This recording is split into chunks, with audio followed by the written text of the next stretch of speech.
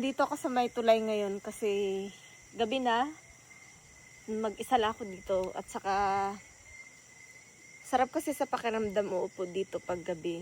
Kasi malamig at saka tahimik.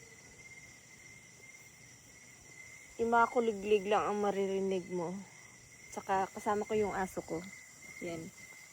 Si Carlo. Hi Carlo. Tahimik na masyado.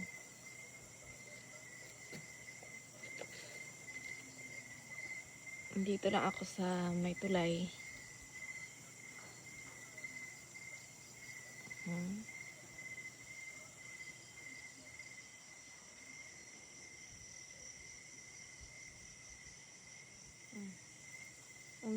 Dalawa nga pala yung aso ko na sumama sa akin dito.